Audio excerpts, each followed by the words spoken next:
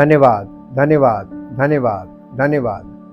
परमपिता परमेश्वर, हम आपका हृदय से धन्यवाद करते हैं क्योंकि आप धन्यवाद के योग्य हैं। सारा आदर, सारी महिमा आपको देते हैं और आपसे विनती करते हैं प्रभु, इससे पहले कि हम आपके वचन को पढ़ें, सुने और बोलें और आपके बड़े महान सामर्थ्य के कामों को अपने जीवन में देखने वाले बने, हम प्रभु आज्ञाकारी बनकर आपके पास आते हैं। अपने हृदय से आपकी आवाज़ को सुनने के लिए पूरी तैयारी के साथ आते हैं, ताकि प्रभु आज का दिन हम सब के लिए उद्धार का दिन हो, आज का दिन हमारे लिए समर्पण का दिन हो और आज का दिन हमारे लिए परमेश्वर की महिमा को देखने वाला दिन हो और सारी महिमा आपको मिले। हमारा जीवन परिवर्तित हो ताकि हमारे जीवन से आपको महिमा मिले। हम आपके वचन के लिए धन्यवाद करते हैं, पवित्र आत्मा के लिए धन्यवाद करते हैं, पवित्र आत्मा के अभिषेक के लिए धन्यवाद करते हैं, क्योंकि उस अभिषेक के द्वारा ही हमारे बंधन तोड़े जाते हैं, हमें आप आज़ाद करते हैं ताकि हम पूरी तरीके से संपूर्ण मन से अपने परमेश्वर के लिए समर्पित हों और उसकी महिमा को देख सकें। हम धन्यवाद करते हैं पिता परमेश्वर, आपने हमें अपनी महिमा के लिए चुनकर अलग किया है। अपनी मर्जी पूरी करना चाहते हैं आप हमारे जीवन के द्वारा। हम सब के जीवन से आपकी मर्जी पूरी हो और हम सब का जीवन आपकी महिमा का कारण बने। यही आपकी इच्छा है जिसके लिए हम सब समर्पित होकर आपके पास आए। धन्यवाद करते हैं, इस प्रार्थना को आपके इकलौते पुत्र प्रभु यीशु मसीह के नाम से मांगते हैं, आमीन। Praise the Lord. हम परमेश्वर का धन्यवाद करते हैं। किंगडम ऑफ गॉड पार्ट 58 के लिए 58 भाग में हम लोग आ गए हैं। What does the Bible mean we will receive a new heart. इस बात का क्या मतलब है बाइबल में जो लिखा है कि हम परमेश्वर से एक नया हृदय प्राप्त करेंगे। यहेजकेल की पुस्तक 36 अध्याय के 26 पद को कोई मेरे लिए पढ़ दे।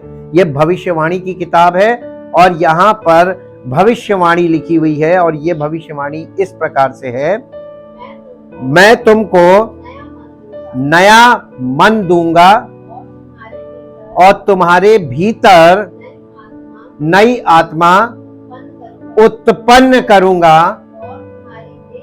और तुम्हारी देह में से पत्थर का हृदय निकालकर तुमको काहे का हृदय दूंगा। इसका मतलब जो हम लोग कहते हैं हृदय परिवर्तन, हृदय परिवर्तन का मतलब हमारे पूरे पुराने दिल को परमेश्वर नया नहीं करेगा। ये बात समझिएगा। हृदय परिवर्तन का मतलब ये नहीं है कि पुराने दिल को रेनोवेट करना या उसको सुधार देना। परमेश्वर सुधारने का काम नहीं करता है। जिसको आपको और हमको समझना पड़ेगा कि परमेश्वर हमें सुधारने का काम नहीं करेगा, परमेश्वर हमें परिवर्तित करने का काम करता है। क्या करता है? बदलने का काम करता है। यानी आप जब कोई पुरानी आपकी वॉशिंग मशीन है या कोई पुरानी गाड़ी है या कोई पुराना कुकर है या कोई पुराना गैस इसका चूल्हा है, आप उसे क्या करते हैं? आप उसको रेनोवेट करवा सकते हैं, रिपेयर करवा सकते हैं, लेकिन रहेगा वो वही पुराना का पुराना। लेकिन जब आप उसको बाई बैक करते हैं, बाई बैक का मतलब एक्सचेंज ऑफर। आजकल के युग में बहुत सरल है एक्सचेंज को समझना। आप जब पुराना वाला देकर और उसके बदले में नया लेते हैं, now you are liable to pay the difference. आपको डिफरेंस पे करना पड़ता है ना। वो पुराना वाला कितने में गया, कितना उसका कितनी कॉस्ट माइनस हुई और नए वाले में कितनी कॉस्ट उसकी माइनस होके उसके बाद जो है वो आपको पे करना पड़ता है, जिसको कहते हैं एक्सचेंज ऑफर। परमेश्वर नए नियम में एक्सचेंज ऑफर लेकर आया। This is the new covenant. नया नियम क्या है? Exchange offer. पुराना नियम क्या था? Repairing maintenance. न्यू टेस्टामेंट क्या है? Exchange offer. यहां पे एक्सचेंज है। तो ये हृदय परिवर्तन का मतलब ये नहीं कि हमारा पुराना दिल परमेश्वर ठीक करेगा। पुराना स्वभाव रिपेयर किया जाएगा कि हम पुराने स्वभाव को सुधारेंगे। इसीलिए हम आपसे बार बार कहते हैं कि आपके प्रयास से जो आप करते हैं वो रिपेयरिंग मेंटेनेंस कहलाता है। लेकिन परमेश्वर ही है जो हमारे हृदय को ट्रांसप्लांट करता। ट्रांसप्लांट का मतलब कितने लोग समझते हैं? ट्रांसप्लांट, ट्रांसप्लांटेशन, आपको मालूम है ना ट्रांसप्लांट का मतलब? आपका अंदर से वो पुराना वाला हार्ट निकालना और उसकी जगह दूसरा नया हार्ट लगाना, दैट इज कॉल्ड ट्रांसप्लांटेशन। आपके लिवर में भी ट्रांसप्लांट होता है, लेकिन पूरा लिवर आपका नहीं निकाला जाता है। लिवर का एक टुकड़ा निकाला जाता है और उसकी जगह नया टुकड़ा ग्राफ्ट किया जाता है, उसके साथ जोड़ा जाता है, और वो नया टुकड़ा धीरे धीरे पूरे लिवर को नया बनाता है। इसको ग्राफ्टिंग बोलते हैं। ये ट्रांसप्लांटेशन मीन्स ग्राफ्टिंग। ग्राफ्टिंग को हम लोग अगले पार्ट में समझेंगे आगे, लेकिन अभी आप ये समझिए ट्रांसप्लांटेशन ये फाउंडेशनल सब्जेक्ट है, इसलिए ट्रांसप्लांट को समझिए कि आपको चेंज करता है। वो एक्सचेंज ऑफ हार्ट है, नॉट द रिपेयरिंग और यानी उसको ठीक करना और उसको सही करने वाला काम नहीं है। तो नया नियम में आपको हृदय आपका सही नहीं किया जाएगा। परमेश्वर ये ला इलाज है, आपका हार्ट जो है वो अब इस लायक नहीं रहा, ओल्ड हार्ट जो जिसमें रिपेयरिंग के लायक गुंजाइश हो, अब उसको सिर्फ रिप्लेस किया जा सकता है। आर से रिपेयरिंग और आर से रिप्लेसमेंट। परमेश्वर हमारे हार्ट को रिपेयर नहीं करता, रिप्लेस करता है। Are you ready to replace your heart with a new heart? ये नया हृदय देता कौन है? परमेश्वर देता है। और पुराना हृदय लेता कौन है? परमेश्वर लेता है। और हमको वो कहता है तुम अपना पुराना हृदय मुझे दे दो और हमसे नया हृदय ले लो। तो ये एक्सचेंज है, ये ऑफर है, और ये विलिंगली जो लोग करते हैं उन्हीं के लिए है। जबरदस्ती किसी से किसी का दिल ना छीना जा सकता है, ना रिप्लेस किया जा सकता है, ना ट्रांसप्लांट किया जा सकता। आप किसी की मर्जी के बिना ये काम नहीं कर सकते। इसलिए न्यू टेस्टामेंट विलिंगली है, ऑप्शनल है कि जो चाहेगा उसी का होगा, क्योंकि परमेश्वर जबरदस्ती नहीं करता। आज हम इस विषय को देखेंगे। अब हम आपको बताते हैं, हमने देखा नामान को परमेश्वर ने वो नामान को जो कोढ़ से चंगाई नहीं मिली थी, ही मेड होल, उसको पूरी तरीके से परमेश्वर ने संपूर्ण कर दिया था। उसके अंग जो गल रहे थे वो अंग फिर से नए आ गए थे। जो उसके अंदर हीलिंग नहीं हुई थी, उसके अंदर होलनेस आ गई थी। इसका प्रमाण क्या था? क्योंकि जैसे हमने देखा कि 10 कोढ़ी यीशु मसीह ने चंगा किए थे, 10 चंगे हुए थे, लेकिन लौट के कौन आया था? जो संपूर्ण हुआ था वही लौट के आया था, जिसने रिकॉग्नाइज किया था कि नहीं, मुझे परमेश्वर ने पूरी तरीके से शुद्ध भी किया है और हील भी किया है, उसने मुझे कंप्लीट किया है। वो एक आया था लौट के। वैसे ही ये अकेला था, और ये यर्दन से जब 7 गोते लगा के पूरी चंगाई से भर गया, तो ये चंगाई से भर गया था। He God made whole with the healing and cleansing both. तो ये उद्धार को दिखाता है, क्योंकि कोढ़ का सीधा सीधा फिगरेटिव जो है, सिन का फिगरेटिव है लेप्रेसी। कोढ़ जो है वो पाप की उपमा दिखाता है, पाप को दिखाता है। उसी प्रकार से उससे जो चंगाई होती है वो उद्धार को दिखाती है। इसका उद्धार हुआ था। इसका प्रमाण कैसे मिलता है? जब आप उस कहानी में आगे जाएंगे कि वो वापस आता है एलीशा के पास और आकर उसे गिफ्ट्स ऑफर करता है। जब एलीशा मना कर देता है तब फिर वो बहुत विवश करता है, लेकिन फिर भी नहीं मानता। फिर वो वहां से अपने देश को जाता है, लेकिन एक बात कह के जाता है। वो बात हम आपके साथ हम चाहते हैं कि वो आप पढ़ लीजिए, ताकि आपको ये पता चले कि आज के सब्जेक्ट में हम इसी विषय पर दूसरे new testament point of view से जा रहे हैं। और ये आपको मिलेगा इसका 16 पद से पढ़िए, 5 अध्याय, दूसरा राजा 5 अध्याय 16 पद से। दूसरा राजा 5 अध्याय 16 पद जी। दूसरा राजा 5 अध्याय 16 पद।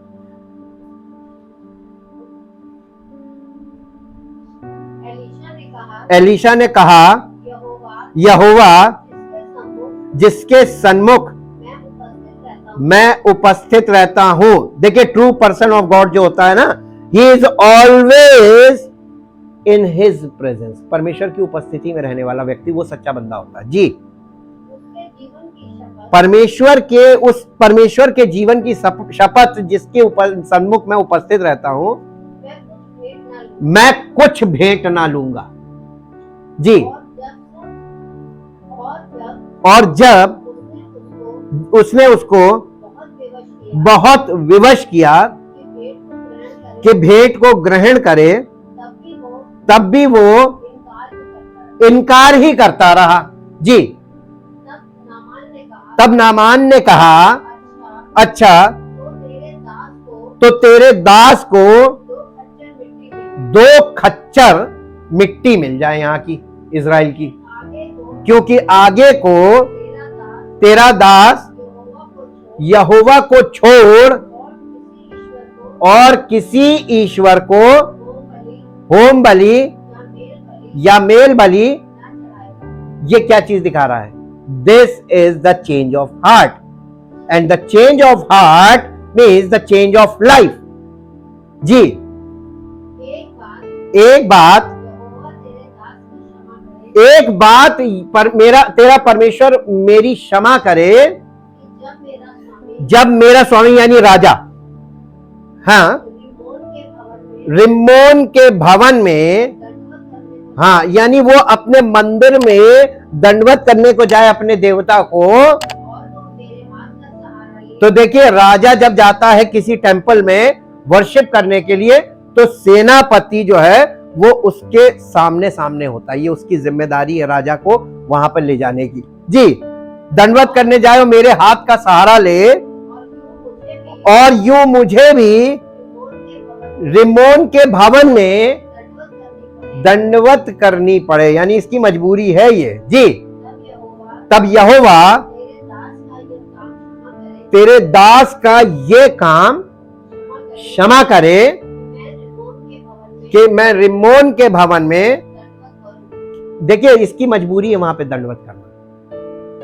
ये ऑन ड्यूटी होता है, और ऑन ड्यूटी इस काम को इसको करना है। कभी कभी आप ऑन ड्यूटी, आप लोग भी ऐसी सिचुएशन में आते हैं। अगर आप गवर्नमेंट जॉब में हैं, अगर आप पॉलिटिकल साइड हैं, तो आपकी भी जिम्मेदारी फंसेगी कहीं ना कहीं, इस तरीके की सिचुएशन फंसेगी। इस सिचुएशन को उसने सामने रखा कि ये मेरे सामने सिचुएशन आएगी। जी, एलीशा ने उससे कहा, कुशल से जा, चिंता मत कर। जी, अब उसको परमेश्वर उसकी मजबूरी को कभी भी सिन में नहीं काउंट करेगा। दिस इज नॉट अ सिन, क्योंकि ये उसकी रिस्पॉन्सिबिलिटी में आता है, और वो बेमन से इस काम को करेगा। उसने अंगीकार किया कि मैं परमेश्वर को छोड़ और किसी को नहीं मानूंगा, लेकिन मजबूरी में मुझे ये भी करना पड़ेगा या करना पड़ सकता है। इसलिए ये वाली चीज उसको मालूम है कि ये this is wrong in the site of God. मैं परमेश्वर का हूं और मुझे मजबूरी कहीं जाकर ये उसको दंडवत करना पड़े, तो इस चीज को मेरी माफी मिले, है ना। तो परमेश्वर उसको कहने लगा कि तुमको इस बात के लिए टेंशन नहीं लेनी है। जी,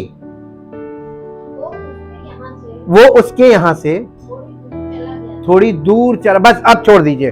अब देखिए, ये उसके चेंज ऑफ हार्ट को दिखा रहा है, हीलिंग दिखा रहा था, होलनेस को, और फिर उसके बाद साइन निकल के आया, उसकी बोली से पता चला कि उसका चेंज ऑफ हार्ट हो गया। आज इसीलिए हम इस पॉइंट को देखेंगे कि ये चेंज ऑफ हार्ट होता कैसे है और ये क्या चीज है। The Bible speaks often of the heart. परमेश्वर का वचन बाइबल जो है वो प्राय अक्सर हृदय के बारे में बात करती है। The word heart can mean different things depending upon the context. हृदय, बाइबल में हृदय के बारे में इतना लिखा हुआ है, इतना लिखा हुआ है, ये सेंटर ऑफ द बाइबल है कि बाइबल में heart is the centre point. और ये हर जगह हृदय जहां जहां पे आया है उसमें अलग अलग संदर्भ में हृदय के बारे में परमेश्वर के वचन में लिखा है, इसलिए कॉन्टेक्स्ट लिखा ना, अपॉन द कॉन्टेक्स्ट। ये उस संदर्भ पर डिपेंड करता है कि हृदय के विषय में कहां क्या लिखा है, तो ये स्टडी पॉइंट आ जाता है। मोस्ट ऑफन, यानी ज्यादातर प्राय the heart refers to the soul of a human being that controls the will and emotion. ये अक्सर बाइबल में हृदय का मतलब यह है कि मनुष्य का प्राण जो मनुष्य के अंदर है और जो उसकी इच्छा और उसके भावनाओं को कंट्रोल करता है। हार्ट का मतलब हमारा वो भाग है, वो जो प्राण कहलाता है परमेश्वर के वचन के अनुसार, और प्राण जो है वो हमारी इच्छा और भावना को कंट्रोल करने वाला, ये कंट्रोलर है। ठीक है, ये प्रोसेसिंग यहां पे होती है। अब देखिए, the heart is the result, the heart is the inner man.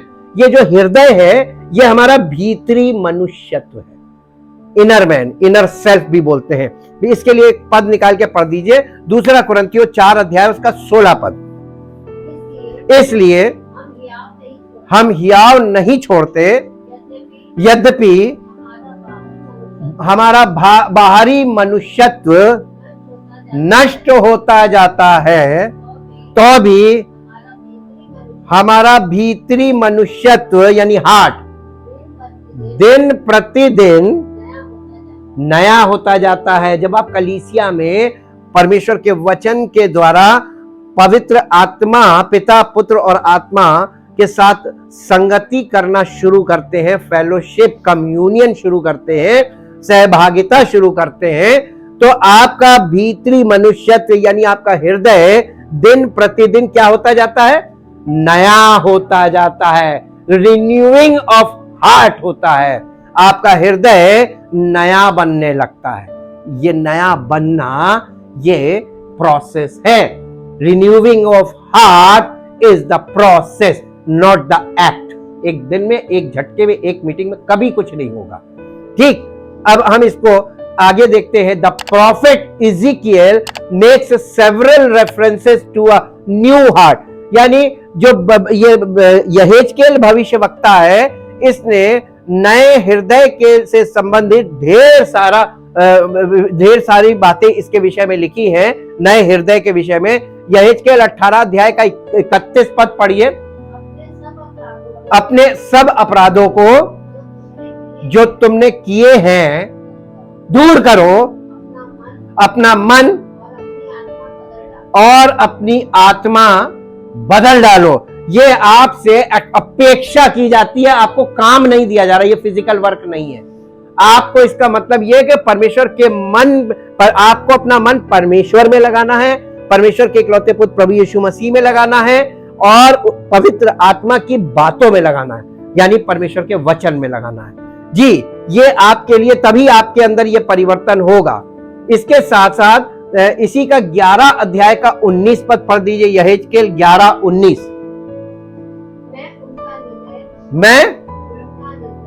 मैं उनका हृदय एक कर दूंगा और उनके भीतर, ये कौन कह रहा है?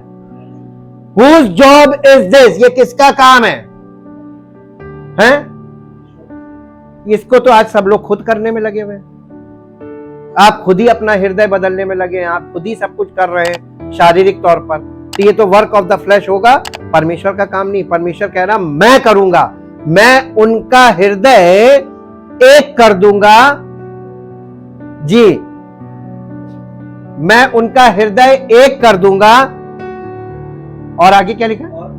और उनके भीतर नई आत्मा उत्पन्न कर दूंगा, और उनकी देह में से पत्थर का सा हृदय निकालकर उन्हें मांस का हृदय, सॉफ्ट, मांस का मतलब यहां पे सॉफ्ट है, पत्थर का मतलब हार्ड है, हार्ड यानी कड़क दिल जो है वो निकालूंगा और सॉफ्ट दिल उनके अंदर लगाऊंगा।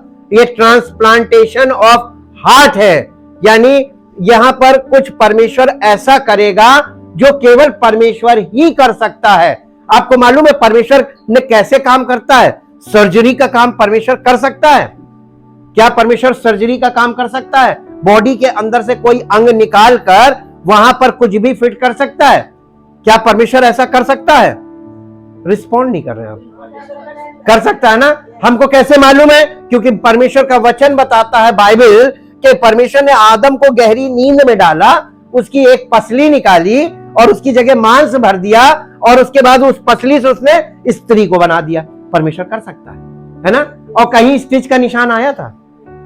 परमेश्वर की सर्जरी जो है ना, आप बैठे बैठे आपके अंदर से वो अंदर से सब कुछ बदल देगा और आप बैठे रह जाएंगे, लेकिन आपके जीवन से ये चीज प्रकट हो जाएगी कि इसका सब कुछ बदल गया। हमारा इनर मैन बदलना है और इनर मैन को हम बदल नहीं सकते। उसके रीजंस हम आगे देखेंगे, हम क्यों नहीं बदल सकते। हम इसमें पार्टिसिपेट कर सकते हैं, लेकिन हम और कुछ नहीं कर सकते। हम परमेश्वर के साथ अग्री कर सकते हैं, लेकिन हम अपना हृदय बदल नहीं सकते। कोई अपना हृदय बदल नहीं सकता। इसीलिए परमेश्वर को युगों से युगों तक उद्धार के कार्य में लग गया, क्योंकि यह काम परमेश्वर को मनुष्य की इच्छा के अनुसार करना है, अपनी इच्छा थोप कर नहीं करना है। परमेश्वर जब तक आप उसके साथ सहमत नहीं होंगे, परमेश्वर आपकी जीवन में कुछ नहीं कर सकता, एक रत्ती कुछ नहीं कर सकता। अब आपका मन अगर वचन में नहीं लगता, आपका मन परमेश्वर की बातों में नहीं लगता, आप परमेश्वर से रिलेट नहीं करना मांगते, तो आपके साथ कोई जबरदस्ती भी नहीं कर सकता। और ये बताइए फिर क्या आपको उद्धार प्राप्त हो सकता है? कोई कंडीशन हो? प्रार्थना करने के द्वारा, किसी के पास जाने के द्वारा, किसी से प्रेयर कराने के द्वारा, किसी के पैर छू लेने से, हाँ, दशमान देने से, चर्च में रेगुलर विजिट करने से नहीं होगा। पानी का बपतिस्मा लेने से होगा? नहीं होगा, नहीं होगा। जितने भी आप एक्टिविटीज देख रहे हैं जो चर्चेस में चल रही है, हम इसलिए बोल रहे हैं क्योंकि पहला कुरिन्थियों 10 अध्याय में पौल ने बोला कि सबने मूसा का बपतिस्मा लिया, ऑल आर बैप्टाइज्ड, और सबने आत्मिक भोजन किया, ऑल एट स्पिरिचुअल फूड, और सबने आत्मिक जल पिया, हाँ, all drink the spiritual water, हाँ, लाइफ, वाटर ऑफ लाइफ। लेकिन परमेश्वर उनमें से मैक्सिमम से लिखा बहुतेरों से प्रसन्न नहीं हुआ, वे जंगल में मर के ढेर हो गए। मालूम क्यों?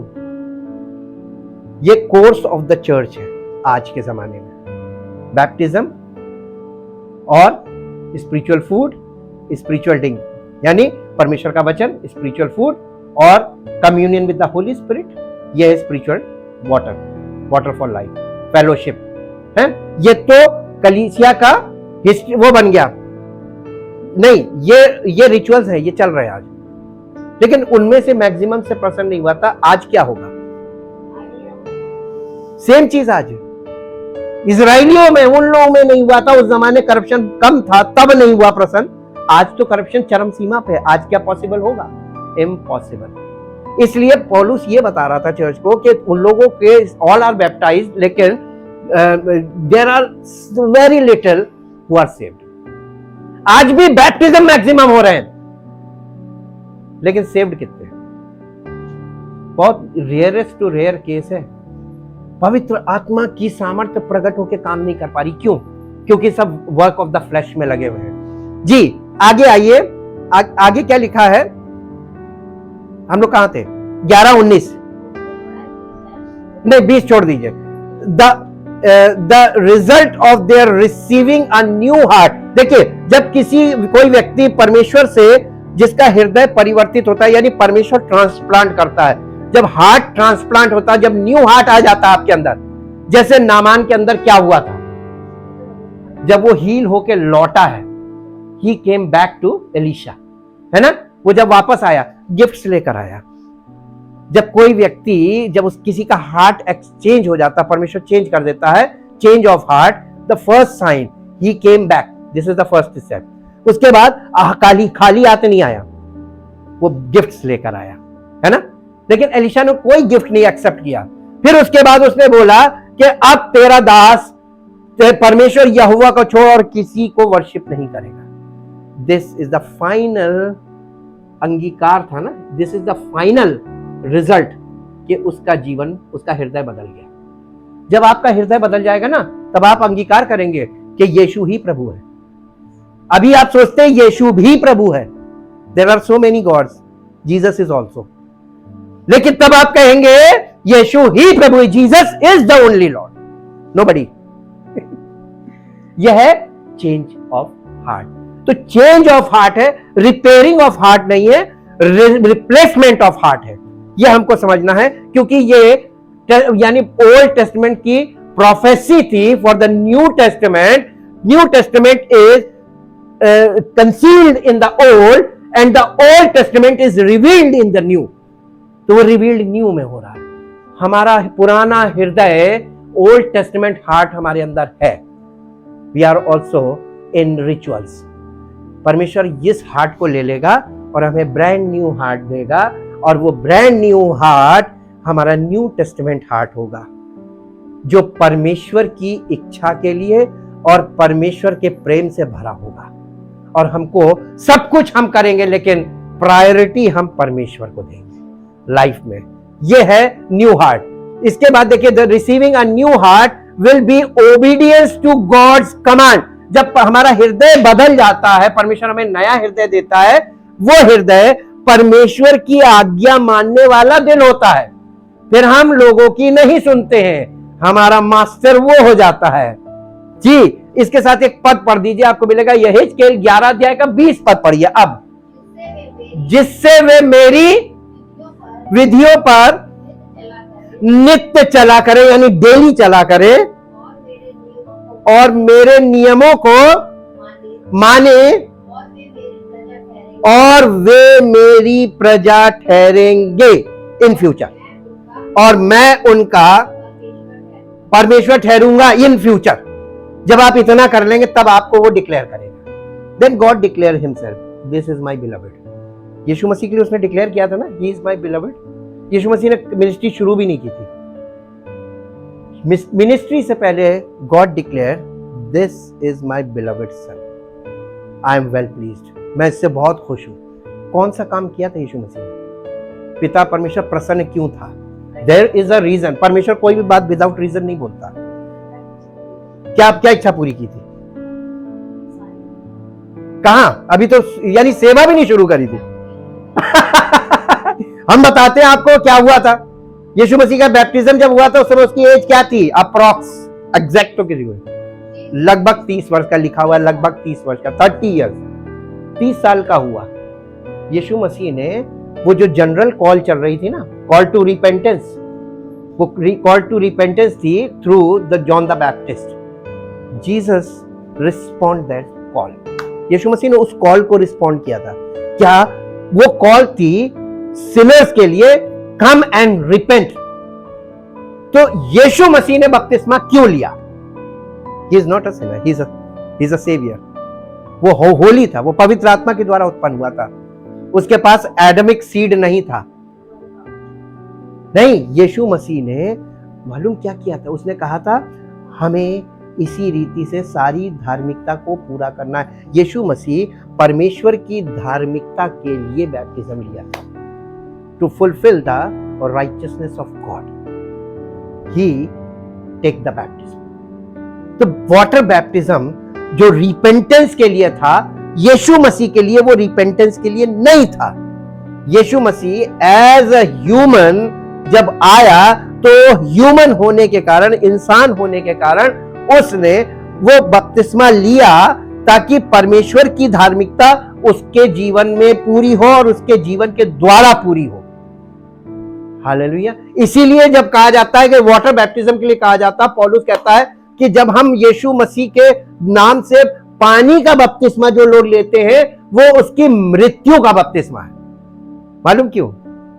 क्योंकि यीशु मसीह ने वहां पे जो बैप्टिज्म लिया था, वो उसने डेथ के बाद उस बैप्टिज्म को फुलफिल कर दिया था, उस कंडीशन को फुलफिल कर दिया था, और परमेश्वर की धार्मिकता को आगे बढ़ा दिया था। हमारा पार्ट क्या आया?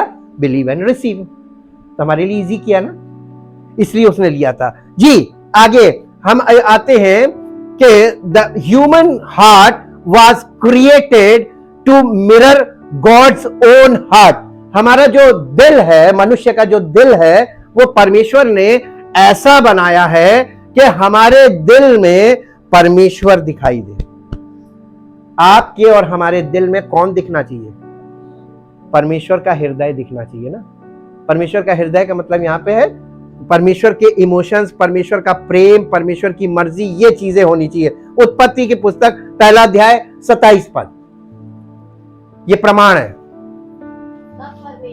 तब परमेश्वर ने मनुष्य को अपने स्वरूप के अनुसार उत्पन्न किया, अपने ही स्वरूप के अनुसार परमेश्वर ने उसको उत्पन्न किया, नर और नारी करके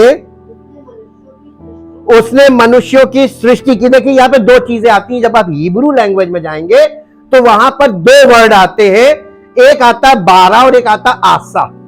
बारा का मतलब होता है उत्पन्न करना और आसा का मतलब होता है टू मेड, बनाना, क्रिएट। तो परमेश्वर मनुष्य को उत्पन्न भी कर रहा है, आत्मा उत्पन्न की और बॉडी बनाई।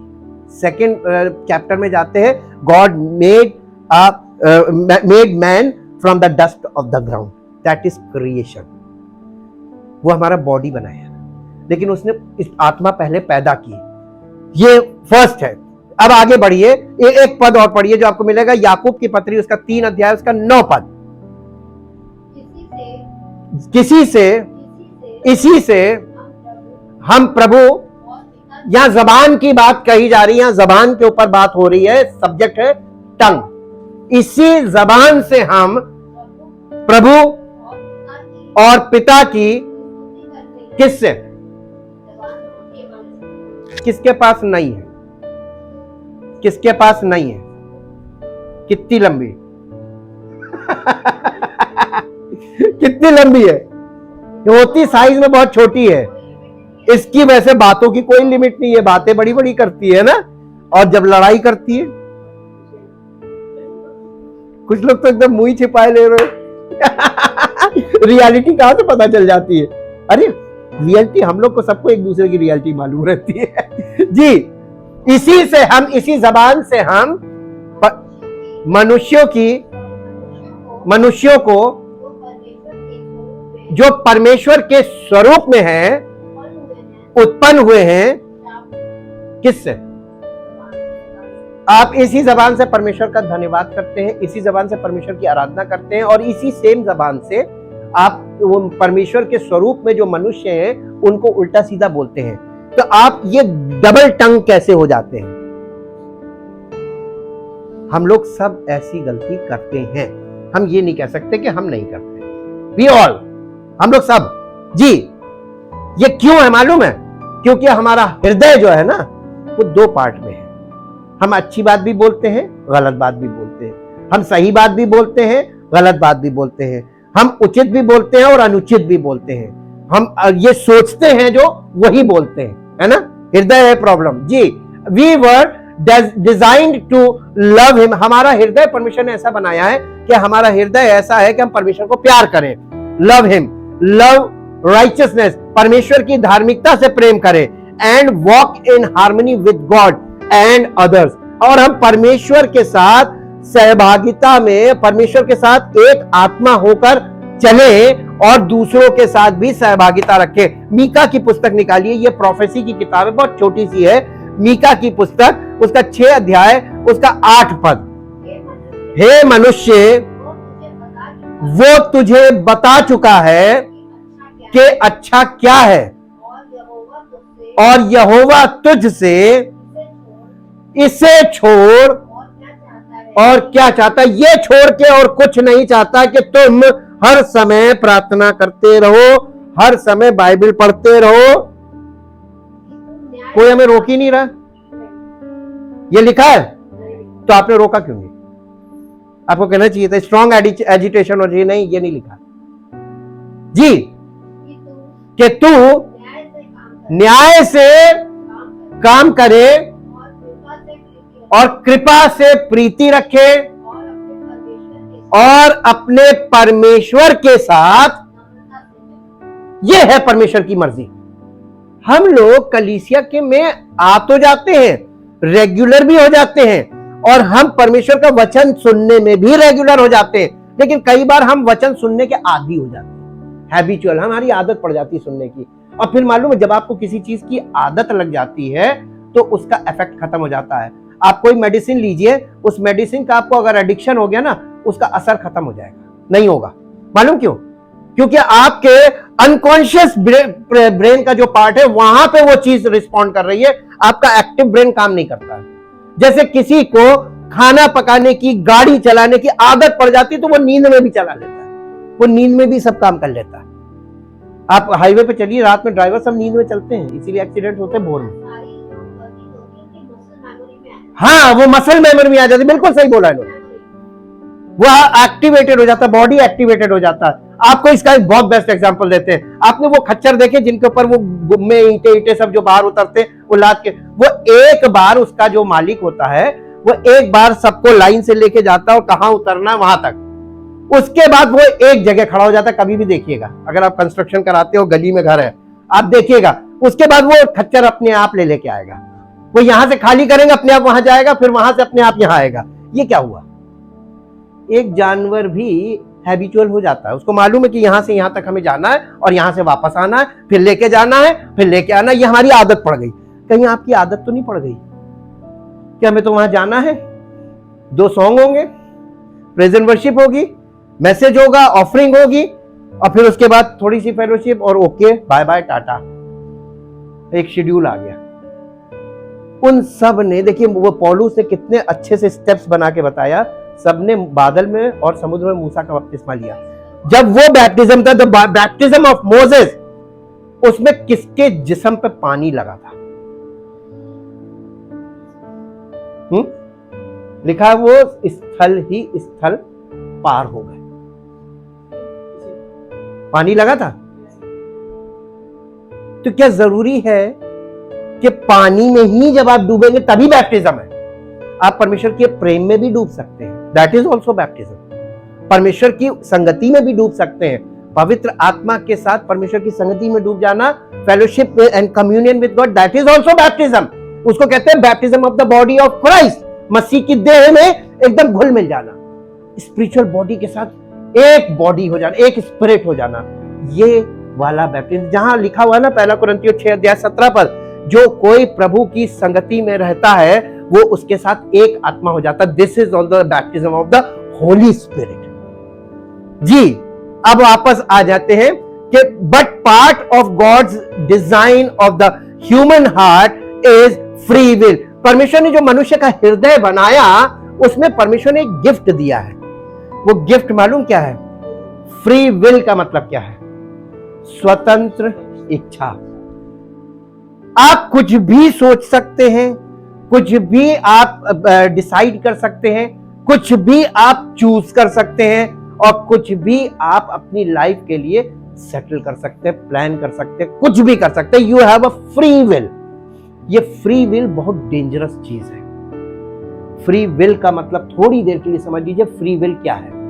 आपको अभी ये कह दिया जाए जो तुम्हारे मन में आए वो करो, तो आपके मन में जो कुछ भी आपने प्लान करके रखा है वो करेगा। बच्चों को, छोटे बच्चों को, जैसे हमारे यहाँ रायन है, वो फ्री विल मांगता है। हम लोग उसको बार बार उसको डांटते हैं, समझाते हैं, और उसको रोकते हैं, टोकते हैं। ये बच्चों के साथ किया जाता है। ये क्यों किया जाता है? हाँ, फ्री विल का मतलब विदाउट ब्रेक की गाड़ी। ये रुकेगी नहीं, पता नहीं कहां जाके एक्सीडेंट करेगी, खुद भी एक्सीडेंट होगा, दूसरा भी सामने से वो भी नुकसान में जाएगा। ऐसा आपको लाइफ में झेलना पड़ सकता है। देखिए, आज फ्री विल था, फ्री विल में this is the result of free will. जो बच्चा चाहता है आप उसको वो करने दे रहे हैं, तो ये फ्री विल का इफेक्ट आपको झेलना पड़ेगा। रेडी? अपनी सीट बेल्ट बांध लीजिए अगर आप ऐसा करते हैं, और नहीं तो फिर करेक्शन कीजिए। करेक्शन हमको खुद करना है। जी, फ्री विल बहुत खतरनाक चीज है। परमेश्वर ने आदम और हवा को फ्री विल दी थी। उसने कहा था बस इस पेड़ का फल मत खाना, एक बस पॉइंट था कि इसका फल मत खाना, बाकी तुम सब बेखटके खा सकते हो, फ्री विल। और उन लोगों ने क्या किया? फ्री विल का मिस यूज किया। आगे देखते हैं, फ्री विल, परमेश्वर ने हमें फ्री विल दी, बस यहीं पे आके मामला फंस जाता है। अब यहां पे हम इसके जब आगे बढ़ते हैं, that free will carries with it the opportunity to abuse it. आप, ये जो फ्री विल आपके पास है, यही आपके लिए खतरनाक चीज है। मालूम क्या?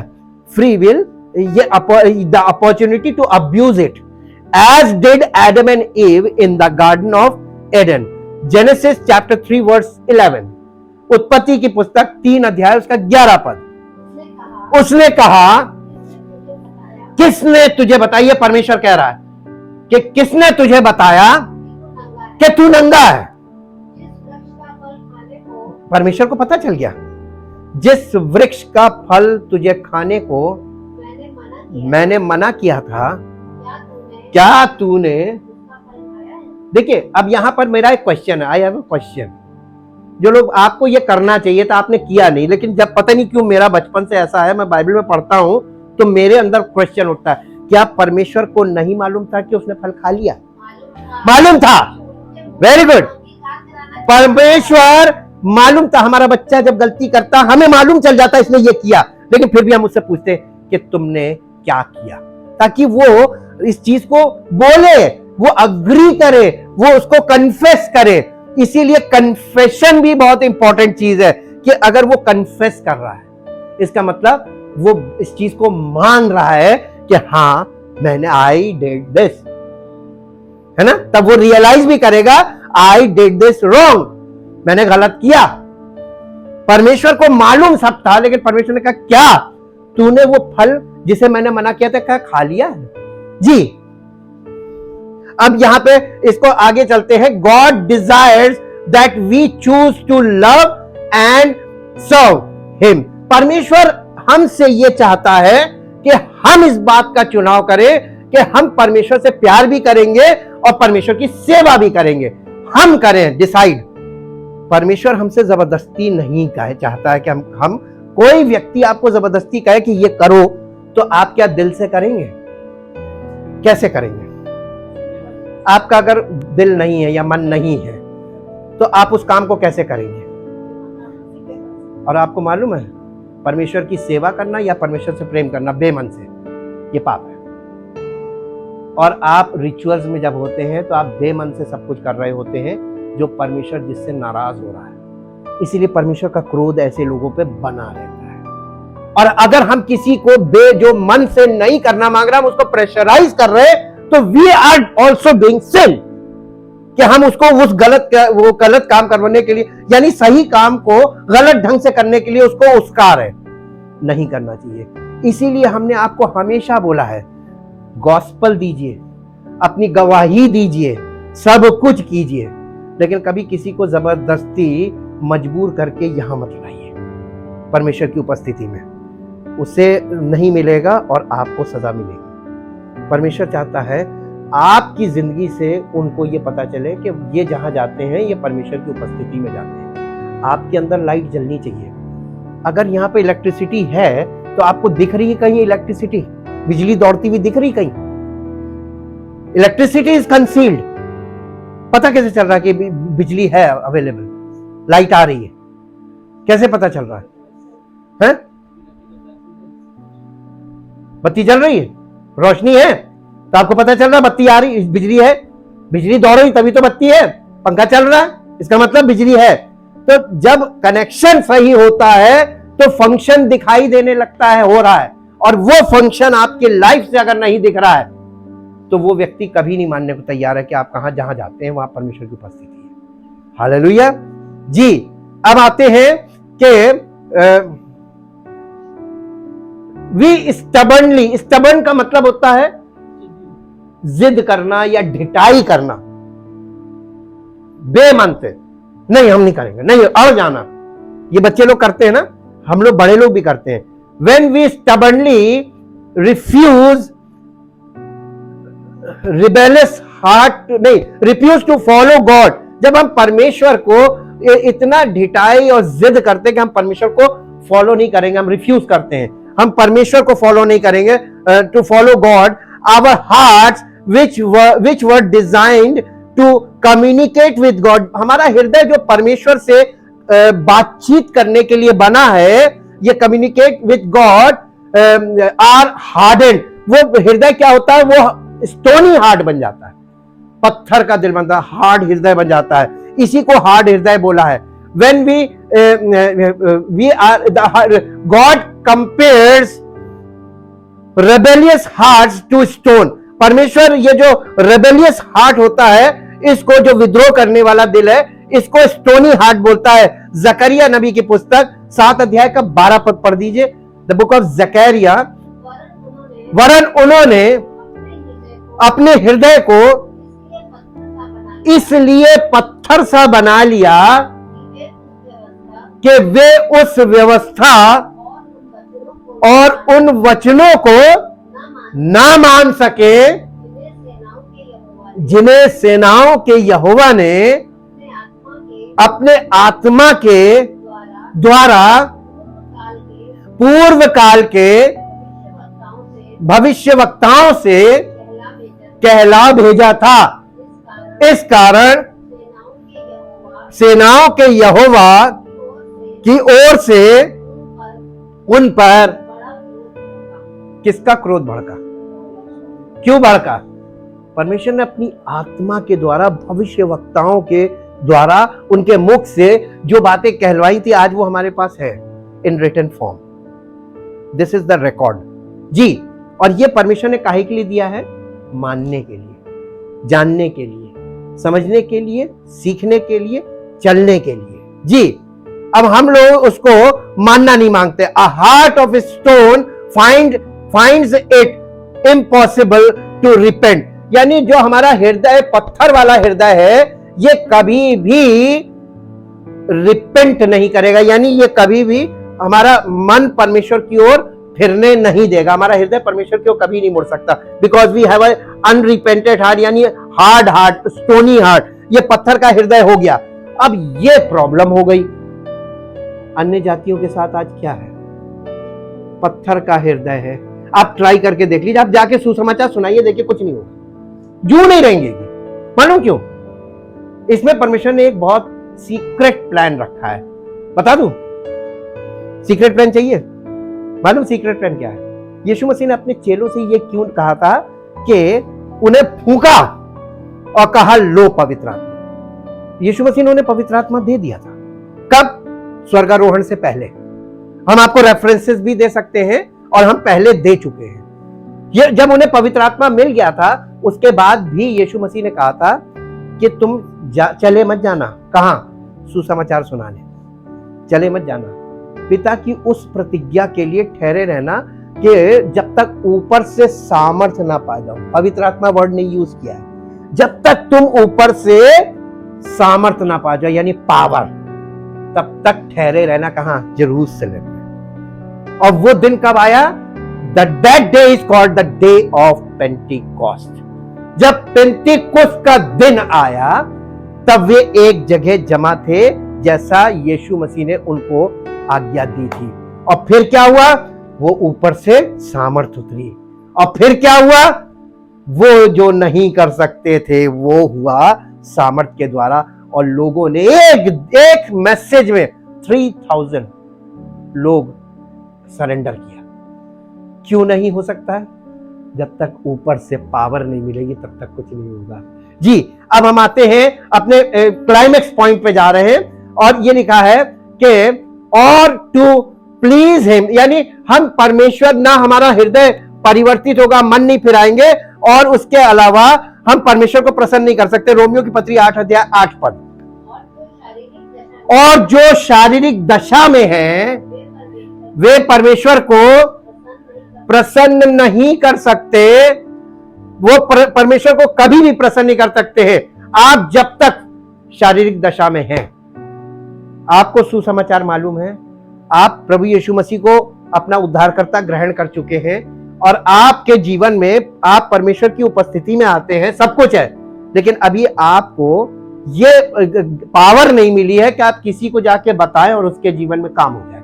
आप उसको प्रेरित कर सकते हैं यहां लाने के लिए कि वो मेरे साथ चलो, ठीक? तो आपका उतना ही पार्ट रह जाता है, आपकी ये सेवा समझ लीजिए, जब तक आप ऊपर से सामर्थ ना पाए। The hearts of sinful humanity are so hardened that we can not even seek God on our own. हमारा हृदय इतना कठोर हो गया है कि हम, जब मनुष्य का हृदय इतना कठोर हो जाता है, तो वह ऐसा हृदय हो जाता है कि वो अपने आप से चाहे भी कि हम परमेश्वर को खोजे, लेकिन वो खोज नहीं सकता। He is unable to seek God, वो परमेश्वर को नहीं खोज सकता। रोमियो की पत्री उसका 3 अध्याय का 11 पद पढ़िए। कोई समझदार नहीं, कोई परमेश्वर का खोजने वाला नहीं। अगर बाइबल कह रही है तो कोई नहीं, तो इसका मतलब क्या है? जो कहा जा रहा है वो सही है। जी जी, कोई समझदार नहीं और कोई परमेश्वर का, तो लोग फिर चर्च में काहे के लिए आ रहे हैं? सब अपनी इच्छा पूर्ति के लिए आ रहे हैं। किसी को नौकरी चाहिए, किसी को चंगाई चाहिए, किसी को छुटकारा चाहिए, किसी को समस्याओं से बंधे हुए हैं। आप अपने लालच में आ रहे हैं, इसीलिए भीड़ आ रही है। लेकिन परमेश्वर के सामर्थ्य, उनके काम उनके जीवन में होते हैं, फिर पलट के नहीं आते। 10 कोढ़ी याद रखिएगा, एक ही आया था, है ना? तो ये समुद्र में जाल डाला जा रहा है। किंगडम ऑफ गॉड क्या है? वो महाजाल समुद्र में डाला, मछलियां बटोर के लाया, जो काम की थी छटनी हुई और बाकी सब वापस डाल दी गई। यही तो हो रहा है। जो लोग रुक पाते हैं एक आध, वो रुकते हैं, बाकी सब। तो इस तरीके से ये परमेश्वर का काम कलीसिया के द्वारा अभी चल रहा है। एंड दैट्स व्हाई, इसीलिए Jesus said no one can come to him unless the father first draws him. यीशु मसीह ने खुद इस बात को कहा, कोई मेरे पास नहीं आ सकता जब तक कि पिता उसे खींच ना ले। इस बात को कभी आपने कहीं नहीं सुना होगा, कोई प्रचारक नहीं बोलता है, लेकिन ये ट्रुथ है। यीशु मसीह सच्चा आदमी था, सच्चा व्यक्ति था, वो बोलता था। उसने कहा था, ये आपको मिलेगा यूहन्ना रचित सुसमाचार 6 अध्याय 44 पद। यीशु मसीह कह रहा, कोई मेरे पास नहीं आ सकता जब तक पिता जिसने मुझे भेजा है। इसका मतलब आज आप लोग यीशु मसीह के पास आए हैं मेरे द्वारा नहीं। God the father he brings you, वो मेरे पास नहीं लाया है, वो अपने पुत्र के पास लाया। जैसे आपको लाया वैसे ही मुझे भी लाया, और मैं उसे अंतिम दिन उसी को वो इटर्नल लाइफ देगा। अंतिम जिला उठाऊंगा मतलब इटर्नल लाइफ। जी, इसके बाद हम देखते हैं, we desperately need new hearts for we are unable to our own to soften our hard heart. यानी हम अपने इस स्टोनी हार्ट को, पत्थर वाले दिल को सॉफ्ट नहीं कर सकते अपने आप से। हमको नया हार्ट चाहिए, न्यू हार्ट चाहिए, और वो हार्ट परमेश्वर देगा। A change of heart towards God requires a supernatural transformation. Super natural transformation. ये सुपर नेचुरल का मतलब परमेश्वर के द्वारा चेंज किया जाने वाला काम, और ट्रांसफॉर्मेशन का मतलब होता है बदलने वाला काम। ये कि परमेश्वर ही कर सकता है।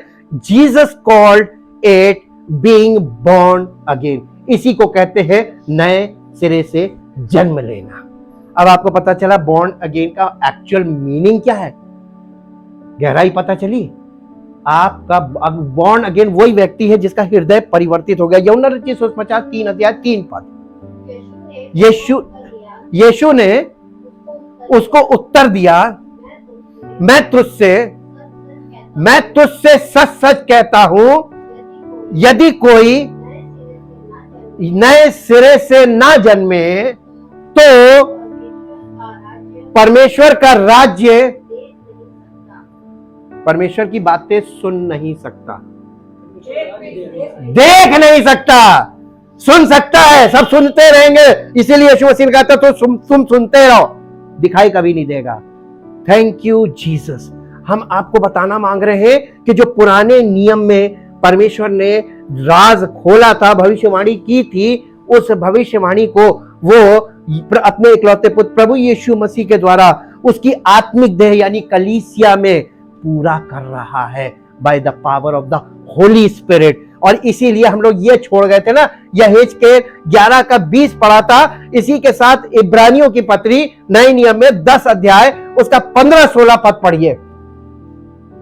इब्रानियों 10, 15, 16। और पवित्र आत्मा भी हमें यही गवाही देता है, क्योंकि उसने पहले कहा था, प्रभु कहता है कि जो वाचा मैं उन दिनों के बाद उनसे बांधूंगा वो ये है कि मैं अपने नियमों को, अब पुराना नियम नहीं है, अब कौन सा नियम है? नया नियम। नए नियम में क्या कह रहा है? मैं अपने नियमों को वो हमारे हृदय पर लिखना मांग रहा है जी, और मैं उनके विवेक में डालूंगा। ये परमेश्वर की प्लानिंग है हमारे और आपके लिए। हमारे और आपके लिए हमको कुछ करना नहीं है, जो कुछ करना उसे करना, हमें अवेलेबल होना है, हमें विलिंगली अवेलेबल होना है, हमें अपनी इच्छा से उसके पास हाजिर होना है ताकि वो ये कर सके। इसी के साथ साथ इसको आप ओल्ड टेस्टामेंट में देख लीजिए, जो यहाँ लिखा है, घर में जाके स्टडी कीजिएगा, इब्रानियों के फुट नोट पे जाइएगा और वहां पे बता रहा है यर्मिया 31 अध्याय 31, 32, 33 पढ़िए, 31 से 34 तक। यर्मिया 31 अध्याय, the book of Jeremiah chapter 31 verse 31 to 34। हाँ, 31 से 34। हाँ, फिर यहोवा की यह भी वाणी है, सुन, ऐसे दिन आने वाले हैं जब मैं इजराइल और यहूदा के घराने से नई वाचा बांधूंगा, वो उस वाचा के समान ना होगी जो मैंने उनके पुरखों से उस समय बांधी थी जब मैं उनका हाथ पकड़कर, इसका मतलब वो मूसा के बपतिस्मे के वाले पार्ट पे ले गया जी। क्योंकि यद्यपि मैं उनका पति था तो भी उन्होंने मेरी वो वाचा तोड़ डाली, परंतु जो वाचा मैं उन दिनों के बाद इजराइल के घराने से बांधूंगा वो ये है कि मैं अपनी व्यवस्था, कहां? मैं अपनी व्यवस्था उनके मन में समवाऊंगा और उसे उनके हृदय पर लिखूंगा और मैं उनका परमेश्वर ठहरूंगा और वे मेरी प्रजा ठहरेंगे। मैंने आपको बताया ना कि वो जो था वो फिजिकल डिसेंडेंट ऑफ इजराइल थे, हम लोग स्पिरिचुअल सीड ऑफ अब्राहम है। Church is the spiritual seed of Abraham. हमारा कनेक्शन वहीं पे हो रहा है, बस ये कि वो फिजिकल थे, हम स्पिरिचुअल है, लेकिन नियम सब वही है और परमेश्वर उसी काम को पुत्र के द्वारा स्पिरिचुअली कर रहा है। Thank you, thank you, thank you Lord. परम पिता परमेश्वर, हृदय से आपका धन्यवाद करते हैं। हम आपकी इच्छा पूरी करने में के लायक नहीं है, हम इस लायक नहीं है कि हम आपसे प्रेम कर सके या अपने अशुद्ध जबान से आपका नाम ले सके, लेकिन यह आपका प्रेम और अनुग्रह है। आपके पुत्र के बलिदान के कारण आपने हम पर दया की है, जब हमने उसको अपना उद्धारकर्ता स्वीकार किया कि उसने हमारे पापों के लिए अपना प्राण दिया। आपका अनुग्रह हम सब पर हुआ है, ताकि प्रभु हम अपने आप को आपको समर्पित हो करें और आपके सामर्थ्य के काम हमारे जीवन में हो। आप हमें नया दिल दें ताकि वो नया दिल नई जिंदगी और नए जीवन के लिए और अनंत जीवन के लिए उमड़ने वाला दिल हो, और हम परमेश्वर से प्रेम करें और परमेश्वर की महिमा को देखना पसंद करें, परमेश्वर के वचन में मन लगे और परमेश्वर की सामर्थ्य के हमारे जीवन में प्रति क्षण काम करें और हमारा नया जीवन आपकी महिमा का कारण हो।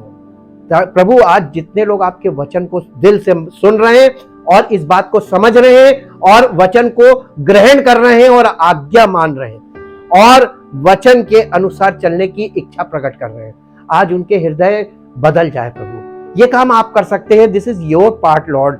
हम आपसे विनती करते हैं, आप नहीं करेंगे तो ये काम कभी कोई कर ही नहीं सकता। इसलिए प्रभु, अपने आप को सरेंडर करते हैं और चाहते आपकी मर्जी हम सबके जीवन में पूरी हो और आपकी महिमा हम सबके जीवन से प्रकट हो, जैसी आपके वचन में लिखी हुई है, ताकि आपका नाम महिमा पाए। धन्यवाद के साथ इस प्रार्थना को आपके इकलौते पुत्र प्रभु यीशु मसीह के नाम से मांगते हैं, आमीन। Praise the Lord. परमेश्वर आपको आशीष दे।